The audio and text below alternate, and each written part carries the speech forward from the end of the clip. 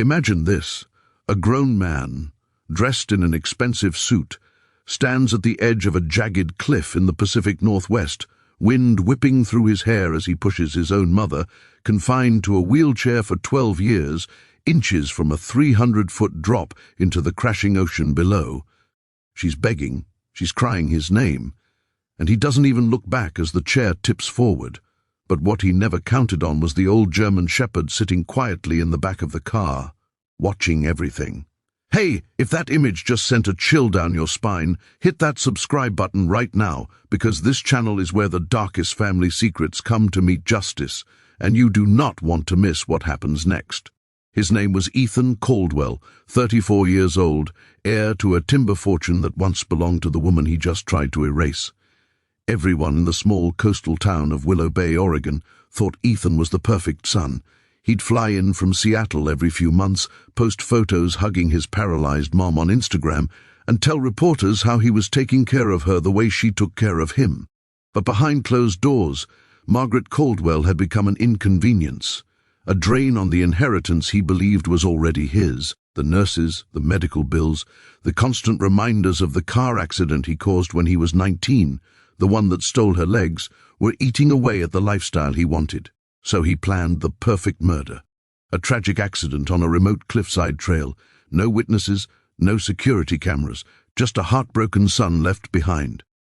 That morning, he told the home care nurse his mom wanted to see the ocean one last time. He loaded the wheelchair into his Range Rover, kissed the nurse on the cheek, and promised to have Margaret home by dinner. The dog, Shadow, an aging black and tan German shepherd who had been Margaret's service dog since the accident, jumped in the back like he always did. Ethan didn't even notice the way Shadow's eyes never left him on. The drive. At the cliff's edge, Ethan's mask finally slipped. He screamed at his mother that she should have died in the crash, that everything would have been easier. Margaret, tears streaming down her face, whispered, "I forgave you a long time ago, Ethan. Why couldn't you forgive yourself?"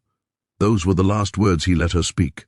With one hard shove, the wheelchair rolled forward, teetered, and then disappeared over the edge.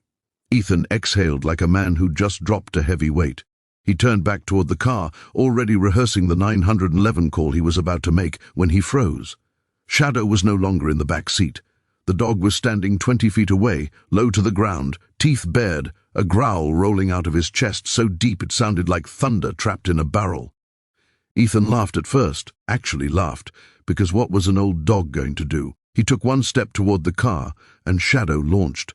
90 pounds of fury slammed into Ethan's chest, knocking him flat on his back just feet from the same cliff that had swallowed his mother. The dog didn't bite. Not yet.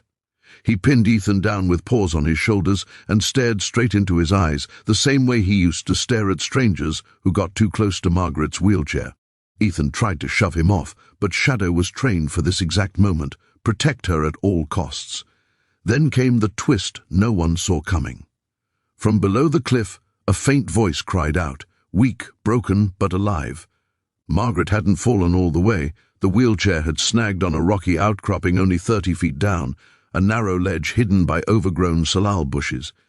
She was hanging half out of the chair, one arm tangled in the straps, screaming for help. Ethan heard it. His face went white. If she survived, everything was over. He scrambled to his feet, trying to drag Shadow toward the car, but the dog twisted free and bolted to the edge, barking so furiously that hikers 3 miles away later said it sounded like a woman being murdered. Ethan made his choice. He ran to the cliff, pretending to look for his mother, already planning to accidentally kick loose the branch holding her chair. But Shadow beat him there. The dog dove headfirst into the brush, disappearing down a deer trail Ethan didn't even know existed. Minutes felt like hours. Ethan paced, sweating, rehearsing lies. Then he heard it, scratching, whining, and the most beautiful sound he'd never expected again. His mother's voice, closer now, calling Shadow's name like a prayer. Against all odds, the old dog had found a narrow switchback used by climbers decades ago. He'd wedged his body under the wheelchair axle and dragged it, inch by agonizing inch, back up the steep slope, his paws bleeding, tongue lolling, but never once letting go. When they finally emerged from the trees, Margaret was sobbing into Shadow's fur, and the dog collapsed beside her, exhausted, but still growling at Ethan. That was the exact moment a park ranger's truck crested the hill. Someone had heard the barking after all. Ethan tried to spin the story. She rolled away. I was trying to save her, but Margaret looked straight at her son and said the words that ended him. He pushed me. Shadow saw everything. The trial was brutal. Ethan's defense team painted Margaret as confused, elderly, unreliable. They said the dog was just an animal acting on instinct. But then the prosecution played the video nobody knew existed. A teenage hiker doing a drone project had been flying overhead that morning, testing a new camera. The footage was crystal clear, Ethan shoving the chair, celebrating for 3 full seconds, then the terror on his face when Shadow charged. The jury took less than 2 hours. Ethan Caldwell is serving life without parole in Oregon State Penitentiary. Margaret sold the timber empire, moved into a small beach cottage, and Shadow, now grey around the muzzle, sleeps at the foot of her bed every night. She still visits the cliff sometimes, not to mourn, but to scatter treats over the edge and whisper, "Thank you, baby boy," to the dog who refused to let her go.